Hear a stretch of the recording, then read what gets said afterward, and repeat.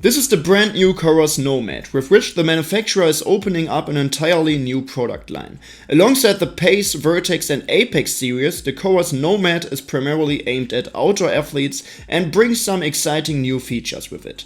According to the manufacturer, the watch is especially designed for fishermen, mountain bikers, hikers and outdoor enthusiasts, and with a current price of $349 or 369 euros, it falls into the mid-range segment. I was allowed to test the watch in advance, but of course, as always, my review is completely independent and objective, so I will tell you about all the pros as well as the cons of the watch. And in this video, I will just tell you about everything you need to know to decide whether the Coros Nomad is the right choice for you. So let's get started, have fun.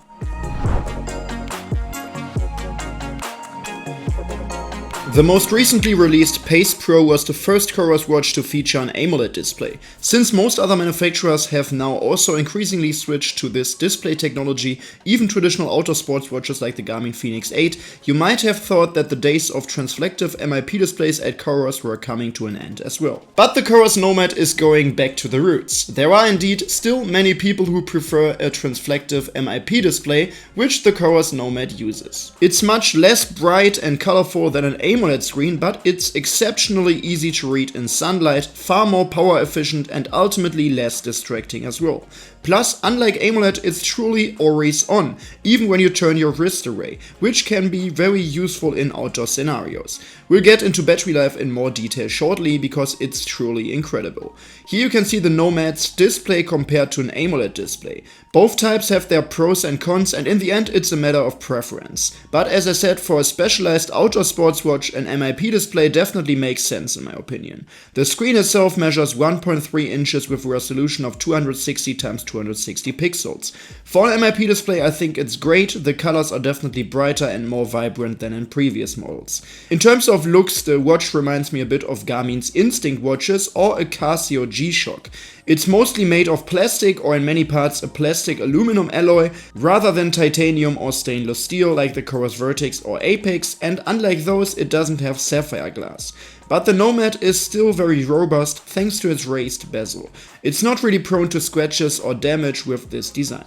That said, you should be aware that the watch is quite thick and bulky. It only comes in one size with a case diameter of 47.8mm and a thickness of 16.4mm. For comparison, the 47mm Garmin Fenix 8 is only 15.2mm thick, and even that's not exactly a slim watch. So the design is that of a typical outdoor sports watch. You either like it or you don't. Personally, I find it very appealing, especially in the dark green color that I chose. It's also available in dark grey and brown colors, and despite its bulk, I find it quite comfortable to wear. The Coros Nomad is also relatively lightweight for an outdoor watch at 41.5 grams. With the silicone band shown here, it weighs 61 grams, but with the nylon strap, it's only 49 grams.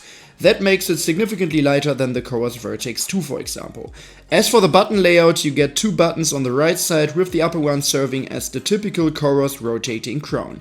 On the left side there is something new, an action button, which is a concept we've already seen on the Apple Watch Ultra and other outdoor watches. With this button you can quickly launch specific actions. For example, during activities you can instantly switch between tracked data and the map. But note that this button only supports one function, so there is no distinction between a short press and a long press. You can also use the touch screen. It's not as smooth as on a smartwatch, but similar to other sports watches from Garmin and the like. It runs on the same processor as the Coros Pace Pro. The watch is especially fast when it comes to navigation, more on that later. In terms of battery life, Coros has always been awesome across its entire lineup, and of course, as an outdoor sports watch, the Coros Nomad continues this tradition. According to the manufacturer, it lasts up to 22 days in normal daily use, including sleep, stress and heart rate tracking.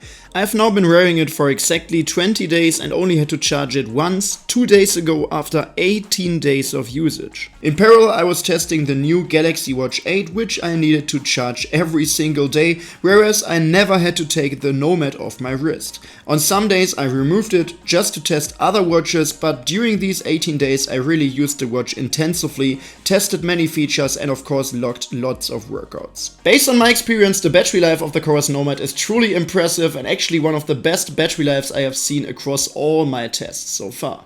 And as mentioned, this is largely thanks to the MIP display.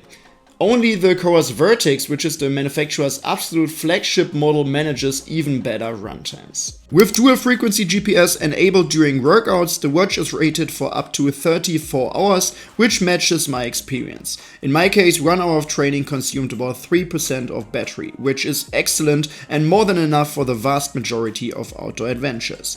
Alternatively, you can disable multiband and just use standard GNSS systems, which should give you up to 50 hours. There is no GPS only mode though, and unlike Garmin, there aren't any custom power saving modes where you can toggle on or off individual sensors or measurements. Charging takes about 1.5 hours and uses the same small adapter we've seen with past Coros models, which you connect to a regular USB-C cable. I think that's pretty smart because it means you don't need yet another proprietary cable at home. For example, I already have specialized chargers for Garmin, Polar, Suunto, Amazfit and Samsung. For the Coros Nomad, I only need this very small and handy adapter, and it actually comes with a keychain holder for this adapter as well. And since I already have several USB-C cables for my smartphone or other electronic devices, I don't need anything extra, which is very useful. And if you don't have the USB-C cable at home, you can just write an email to the Coros support and they will usually send you one for free. Alright, enough about the hardware, let's now focus on the software side of things, so let's talk about the features, and of course, the Coros Nomad comes with most of Coros' well-known features. For one, you get a running fitness widget. Here you can see your current fitness level as well as running predictions for various distances. In the app you'll also find additional data across different pace zones, how fit you are in endurance, intervals or sprints. You also get values for your VO2 max, threshold pace and aerobic threshold, along with your running predictions. In this widget you will also see your training load as well as your intensity distribution, and in the training status widget you'll see what effects your current training is having. Similar to Garmin's body battery feature, the Nomad also includes a widget that shows your body energy reserves and how long you should rest until you're fully recovered. And of course the Coros Nomad can also track your sleep. It records sleep duration, heart rate data and the breakdown of different sleep phases. On top of that, the watch can measure your blood oxygen saturation and heart rate variability. Through the so-called wellness check, the watch can also run a short, all-in-one measurement of your most important health stats.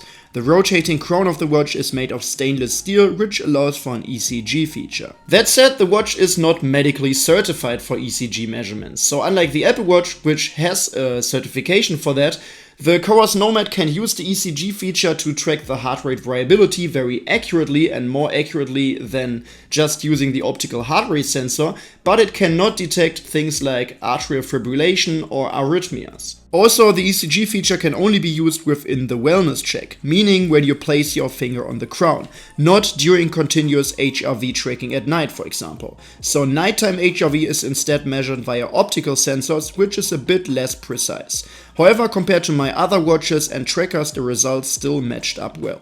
Jumping into training mode, you'll find a wide variety of sports profiles, especially outdoor ones like trail running, hiking, open water swimming, and several fishing modes, of course. There is also a triathlon mode as well as different fitness tests to determine your lactate threshold or maximum heart rate. Beyond that, you get modes for activities like climbing, mountaineering, windsurfing, rowing, skiing, and many more. For fishing, there are lots of dedicated metrics and features, such as catch tracking and detailed environmental information like weather, tides, and wind. You can also create pins to save specific spots, which is handy if you discover a great fishing location. A brand new addition is the ability to add photos and videos to activities pinned to your GPS track so you can see exactly where they have been taken. You can then share your recorded routes along with the attached media with friends as well. Another new feature is voice pins. During an activity you can record voice memos tied to your exact location, which you can listen to later. The Nomad now has a built-in microphone for this, so while photos and videos still need to be taken with your phone, voice pins can be created directly within the watch. These voice notes can also be transcribed into text, and if specific keywords like campsite are detected, the icon for that pin will automatically be adjusted. For athletes, it's also good to know that you can load music onto the watch and listen to it offline without having to be connected to your smartphone. For this, the watch offers 32 GB of internal storage, though that is mainly intended for the offline maps, which we'll talk about in just a bit. During runs or cycling workouts, the watch tracks plenty of stats as well. One highlight is that it can measure running power in watts directly from the wrist. It also includes a barometer, so it can track elevation gain accurately, and in daily life it can count floors climbed. On top of that, you get advanced running dynamics such as cadence or stride length, while things like ground contact time, left-right balance and vertical ratio are missing. After workouts, you can review all this data on the watch and in the app with detailed graphs. A new addition in the app is the ability to view your recorded route in 3D, giving you a better sense of the terrain.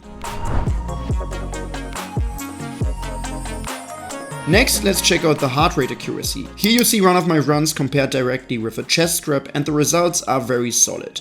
The watch needed a few seconds at the start to catch the rapid increase in heart rate, but after that the curve lined up well with the chest strap. The average heart rate was also very similar.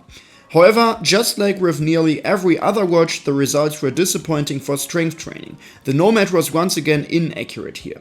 The curve differed significantly from the chest strap, especially for maximum heart rate, which was consistently too low. The watch struggles to keep up with quick heart rate changes, leading to lower than normal averages as well. This happened in every single gym session I tested. So while the watch is perfectly fine for running or cycling, I would recommend using a chest strap for strength training. And here it's worth noting that Coros also offers its own chest strap as well as other sensors like the Coros Pod 2 running sensor. But the watch is of course also compatible with external sensors. Unsurprisingly, for an outdoor sports watch, the Coros Nomad offers multiband GNSS. Specifically, it can access the L1 and L5 satellite band, and it uses the GNSS systems GPS, GLONASS, Galileo, Beidou and QZSS. In my tests, the watch was very accurate while running through urban, forest and residential areas. Like I said, I tested the watch alongside the Samsung Galaxy Watch 8, which sometimes records route through buildings, something the Coros Nomad didn't do. Its tracks were precise with no corner cutting. Even in dense forests with poor GPS reception, the watch performed well. In my classic forest test where I run the same path out and back, the recorded tracks overlapped nearly perfectly as they should. Overall, I was just very satisfied with the GPS accuracy of the Coros Nomad, just like I was for the Coros Pace Pro. For navigation, the Nomad includes topographic maps. You can load maps onto the watch via the app and use them offline. You can create routes or upload GPX files to follow. With the rotating crown, you can zoom in and out easily. And now for the first time on a Coros watch, we finally get street names and more points of interest. This feature will likely also come to the Coros Pace Pro via an update, though not to other older Coros watches like the Vertex or Apex models, because this requires the new processor found only in the Pace Pro and Nomad. I also noticed that the map performance is very fast. Maps from other brands can sometimes be laggy, but not here. Zooming and panning are smooth and street names load quickly. This is honestly one of the best map navigation experiences I've seen on a sports watch so far. You also get a backtrack feature to guide you back to your starting point, and you can save waypoints as pins. That said, the maps still aren't routing capable, so you can't create new routes directly on the watch. That's something only Garmin offers. For example, with Garmin you can spontaneously navigate to the nearest bakery and generate a new route on the fly. With the Coros Nomad, as with most sports watches, you need to plan your routes ahead of time and then upload them. Otherwise, you can always just glance at the map for orientation, of course. Alright, so what can we conclude about the new Coros Nomad? The watch essentially delivers exactly what it promises, and it is a typical outdoor sports watch. You can see that in its rugged design, the many auto-focused features including offline maps and of course the MIP display, which in turn enables outstanding battery life. Up until now, Coros users had to choose between the Pace, Apex or Vertex series. The Pace models are primarily aimed at runners and are the most affordable watches from the brand. The Vertex series are the absolute flagships with premium materials, the best battery life and all available features. The Apex series sits somewhere in between. Now with the Coros Nomad, we've got an entirely new product line that also fits into the mid-range segment. At $349 or €369, the price point reflects this this as well, putting it on a similar level to the Apex 2. That being said, the distinction between the two will likely cause some confusion, since there are quite a few similarities. The Apex 2 is geared more toward outdoor endurance athletes and is built from slightly higher end materials. The Nomad, on the other hand, is targeted mainly at outdoor enthusiasts outside the endurance niche, like for fishing or camping. For these users, training features are less important than features like detailed weather info or tide data. It also looks more like a typical outdoor sports watch. To be honest though, the differences are not massive aside from the build. What's new here beyond the design are mainly the action button, improved navigation including pins, voice pins and the ability to save photos and videos, plus more detailed weather data and specialized fishing features. So yes, I definitely see a target group for the Coros Nomad, but at the same time I really hope that Coros does not expand its lineup indefinitely like Garmin has in recent years, because here things have become quite confusing. Overall, I consider the Coros Nomad a very solid outdoor sports watch, and at its current price it offers a lot of value. In my view, it stands mostly as an alternative to Garmin's Instinct series. But now I would love to hear your thoughts on the Coros Nomad in the comment section down below. If you still have any questions, feel free to drop a comment as well, or just contact me directly via Instagram. If you found this video helpful or interesting, you could also really support me by giving this video a quick thumbs up. And if you don't want to miss any future reviews, you should also subscribe to this channel, of course. But for now, thanks a lot for watching and see you in the next one.